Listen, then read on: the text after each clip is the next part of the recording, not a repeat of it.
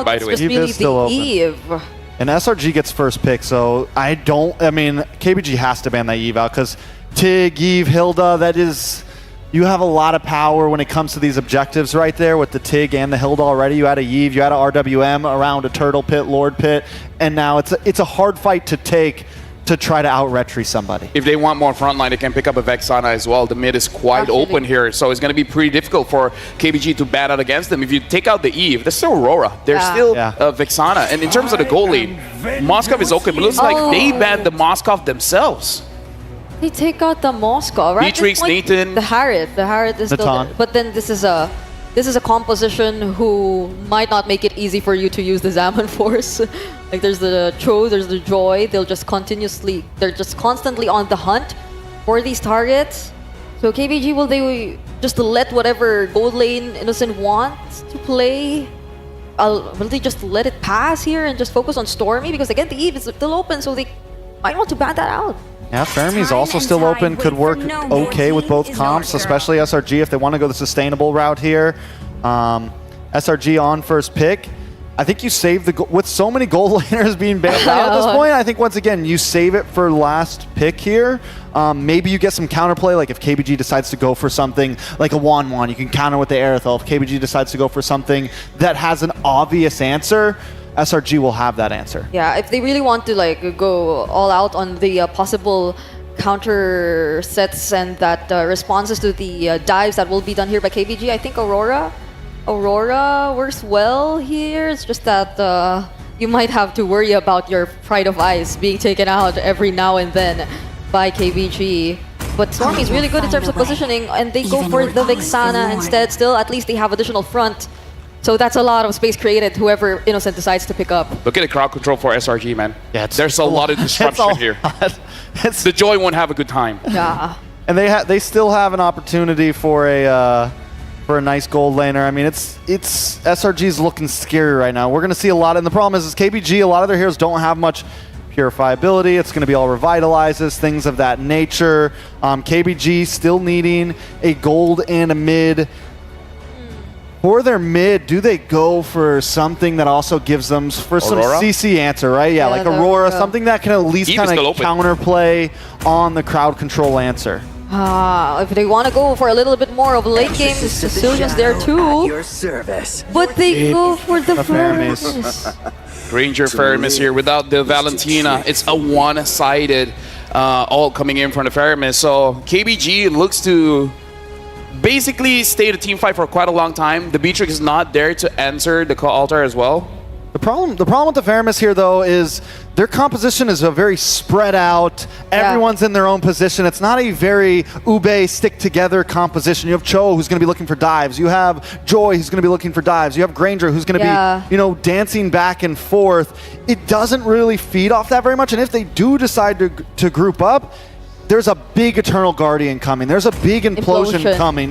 There's a big threat to if KBG decides to go for it. So a little bit dangerous. Yeah, that Melissa, we mentioned it earlier. I mean, it's not Melissa. It is going to be in the time, which we have talked about as well. So now looking at both teams, honestly, both teams have a lot of utility from almost every single role except for the gold lane here.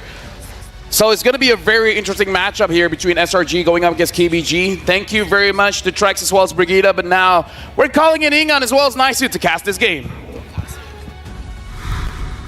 Thank you very much, panel, for breaking it down, the draft there. It's game number 1 in the best of 3. We already know what's at stake. Again, second match for today. Very crucial. What is up, guys? I'm Nice2, joined here on the desk with Ingan. And we're here ready to break it down. What do you think of the draft so far? I do agree with Trek specifically with the way that the composition of KBG is going to revolve around the Faramis ult. But at the same time, these kinds of compositions don't necessarily group up. Yeah. Will they group up? Will they make it work? Again, facing the brink of elimination in this tournament for the M6 World Championship. Starting out in this best of 3, will it be KeepBest Gaming? Or will it be SRG, the Selangor Red Giants, to take the series and get one step closer to the knockouts? Now SRG, obviously the crowd here rooting for them, the home team, the champions, time after time. Again, they were the tournament favorite leading into this. And man, talk about KeepBest Gaming. How many Titans have they had to face up to this point? RQ and TLID already, and now SRG. Yeah, they won. However, up against Maycam Evolve, now it's time for KBG to prove that they can go head-to-head with one of the giants as well, SRG. Now, Wind Return, forced to use his Revitalize plus the Ring of Punishment, but again, this is a Hilda. It's just gonna go to the bush, get those HPs back, get a shield for 5 to 10 seconds, and now he's back to clear out the minion waves. Yep, and while we take a look there up top, don't forget, you guys can go ahead and grab your M6 pass right now, too. Reach level 75 for free and grab all the goodies waiting for you guys. Make sure you max it out. I know I haven't, so we'll get to that. But we got to get through today, man, because it already started at a high note. You know, very, I would say, in my sense, surprising that our first series was a sweep. Now, Wind Return. Oh, up against two. Wanting to look for the first blood kill. It's going to go on the hands of Sekai's, but Saksha, on the other hand, answers right back with a kill of his own, taking down Sekai's. That's actually pretty big here for KBG in terms of, you know, just jungler power early on. Even taking a look at this, rolling with a Temporal Rain here for Saksha is going to be great. This is usually what we see, of course, from the Joys right now. A very common pick being picked up, especially against the Suyo in that sense. But I got to say, too, the fact that they have a Tigreal over here for SRG is going to work wonders.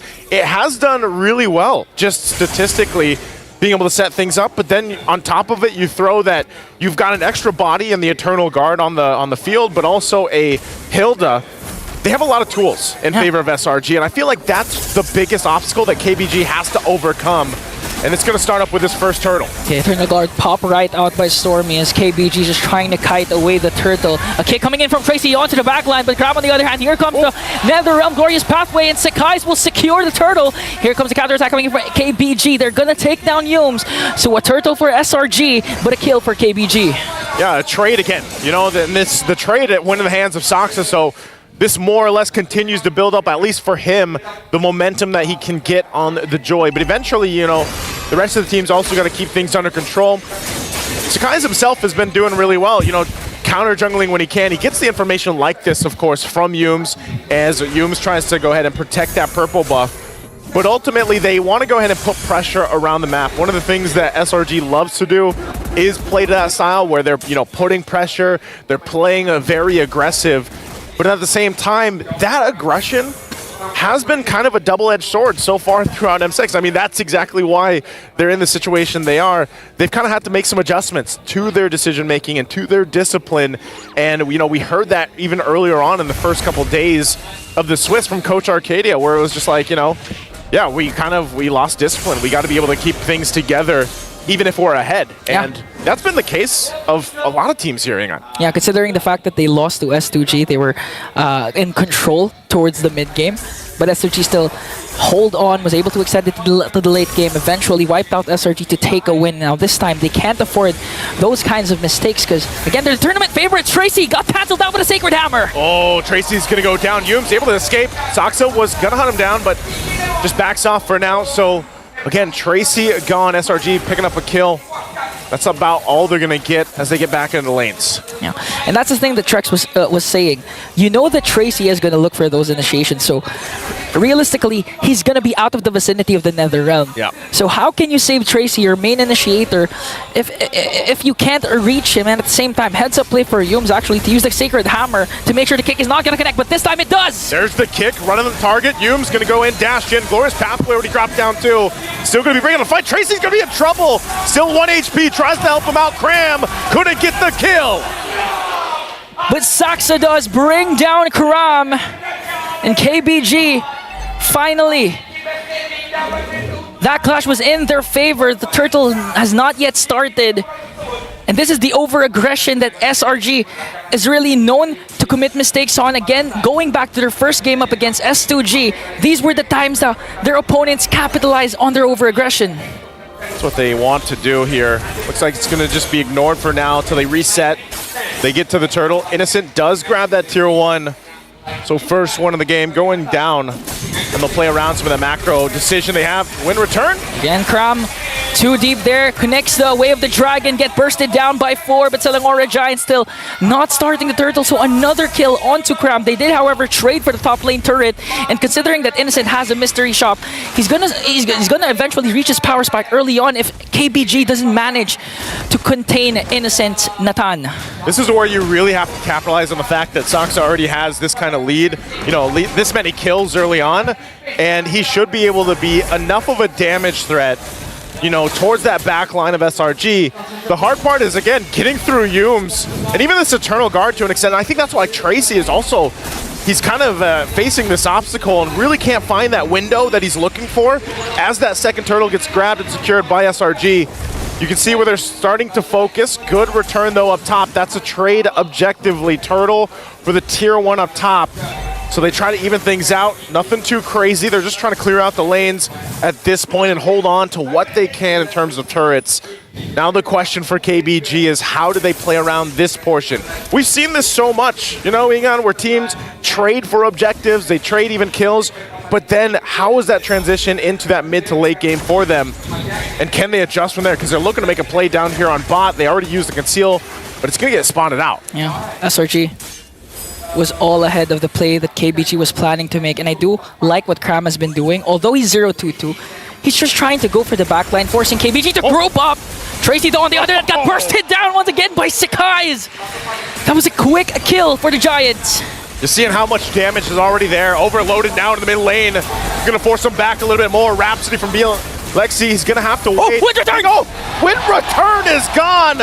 Not going to be able to return from that. And that's a big pickup there for SRG. 2 kills plus the mid lane turret, exposing the base of KBG. And we all know that Saksha with the Joy is a scary, scary jungler when it comes, especially late game when it scales up. He did, however, start with a 4-0-0, but this might be the tempo break SRG is looking for up against KBG. And again, I like to go back to my point where in Cram, just really focusing his attention on the damage dealers, Saksha and Belexi, forcing KBG to group up. And even if they're forced to use that Netherrealm, it's not going to be used up against a huge 5v5 team fight. So that's a concept SRG is going with right now. At this point, too, SRG getting themselves that little lead. This is what I was talking about when I was saying, this transition from games where that mid to late, especially with the Lord up, again, the lockdown. Even onto Wind Return, they're not afraid to commit these kills. Here comes Shadow Stampede onto Cram plus the kick. They might be able to bring him down, though, where he comes Sakai's, though, on the other hand, Saksha onto the backline.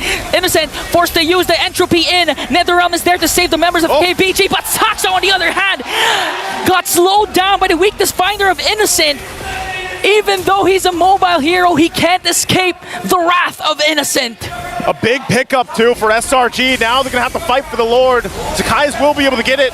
They force them back a little bit longer, but SRG gets a whole lot. Here's the conceal. Even with one Sacred Hammer, they were able to force out the Pure Run coming in from LMU. Look at the damage coming in from Innocent, though. Even forcing Wind Return to use the Revitalize. A lot of battle spells, a lot of skills have been expended, but no trade whatsoever for KBG. No trade at all for them, and this is where we do see KBG struggle. Now that there's point of the game, the Lord making its way, they're quite behind. Holy Crystal nearly there for Innocent. As soon as he gets that power spike at this point on the Natan is going to be huge. Already with the Starlium Scythe and Feather in Heaven, and right now they can have enough tankiness in the front line that they can probably force their way into these base turrets. Eternal Guard drop down. Okay, Wind Return drops down the Glorious Pathway. Yums, however, has the Flicker plus Implosion play. He knows that a lot of Purifies aren't there except for Belexi, but they're not going to force things out. The discipline, once again, of SRG to just maximize the Lord, go for the outer turret takedowns, and just eventually help Innocent get his power spike once again so that he can burst down any member of KBG standing in his way.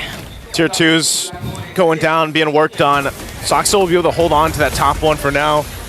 The wave's still pushing in. It is good that they hold on to the shields. Was expecting SRG to actually collapse in and try to take those down at least. They could still play around it too. The thing is, the KBG is actually able to go ahead and clear things out decently well. The fact too that you have a Faramis, a hero we don't see pop up too often, has really been helping them out. It's more so just they are good at extending fights, whether that's a Revitalize in the Glorious Pathway paired with that Netherrealm, it extends the fights for KBG, but they're lacking that damage throughput. That's what they're having a hard time with, and this Malefic Roar being picked up by Belexi, it might be enough eventually, but he still needs more time. typically when you are on this Granger, you know, you really have to be able to rely on that setup. And unfortunately, they have just been responding to SRG this whole time. And they're going to have to do that for a while. And even when Yums, he has the flicker available, you never know when that implosion flicker combination or vice versa is going to come through. And so it is difficult for KBG to actually look for those windows. And that's why I think anytime we see a Cho on the board, Tracy or any Cho player has their work cut out for them, man, because they are the ones to usually go and start things up. Oh! What a bait out from Tracy, forcing out the implosion That's play a from good Yums. play. But ultimately, you're still 30 seconds away from a Lord. So SRG can play around this unless they force a fight. They're going to force a fight. Even Innocent has to use the entropy out. Oh, no. Here comes Cram onto the back line, just trying to work on Bilexi. Sakai's enters the picture. They're going to back off. NetherRealm already popped. Tracy gets the kick. Stormy flickers out defensively. Sakai's will pick up a kill. Tracy is down. KBG has to retreat here in Selangor Red Giants. Still standing strong, even with the NetherRealm, even with a glorious pathway, plus the revitalized. They seem to not lack damage. That's why they're ahead. A 5.8k gold lead, and plus this, Innocent picks up another major item. Now SRG, this might be a clean Lord takedown for the Giants. That's what I was talking about. You just saw a preview of that. Lack of the damage. Trying to keep Wind Return at bay here. He might get collapsed down on. Now they commit the implosion. This time it's going to connect. Saksha though, trying to see if they can have an angle over this Lord, but the problem is Wind Return is down, their main front liner. Tracy still has his Way of the Dragon, can't commit it and try to burst down someone, but Selangor Red Giants, again, the discipline of the MSC champions portrayed right now. Start up the Lord. They should be able to just go ahead and freely secure this. Cram will just post up, staring down any of that entry point that could come from KBG. So with that being said, SRG finds himself with a massive lead. And just even in terms of damage and tankiness alone, like even their tanky heroes that they have here are enough to withstand the major damage dealers from KBG right now. So this Lord will definitely get them knocking on these base turrets down. And as we look into it, you know, you see the stacks, it's not really that much. He doesn't have, I mean, he's got BOD, he's got Malefic Roar, but still working on the next Hunter Strike too. But it just seems like even those shots, the Rhapsody, the Destinata, just not enough to deal with the front line, whether that's Cram or not. Cram, most of the time, he's just sprinting on into all the shots, you know, soaking everything up, because that's like literally his job. And then that's where Yums gets to shine later on. Even an Eternal Guard is enough to tank things up. So there's so much here to deal with if you're KBG. Mid-turret already going down. They're going to have to clump up to actually have this fight in their favor. SRG, there's a conceal going to be used. They try to clear out the waves the best they can. They're slowed down with the Glorious Pathway, still holding it together. And KBG, very clean so far on the defense, unless SRG decides to force a fight. So far, so good. Lemieux's got to go back. There's Tracy with the kick. Still holding on to the Way of the Dragon. Wow. Not able to capitalize on that, but right now, trying to hold on to the base turrets the best they can. Okay, they take down one bottom lane inhibitor turret. Important to note that Yums again has his flicker. Here comes the Way of the Dragon connecting onto Yums. Hasn't casted the implosion yet, but here comes the NetherRealm. KBG trying to respawn, but Selangor Giants' damage is just there. They're going to keep SRG at bay without losing any casualties, and they manage to save their top lane inhibitor turret. Wow, KBG, despite being down almost 10,000 gold, well, have a defense. Soxer, you got to be careful here. Oh, he's actually going to go. Whoa! Whoa! Sakai's with a stun and Innocent with the damage. Brings down Saksha. Now this might be an opening for SRG. Yums again has his flicker. Gonna wait for the implosion to be up. Wow, an unfortunate play from KBG. KBG, I was saying, you know, great defense, but then now down a member.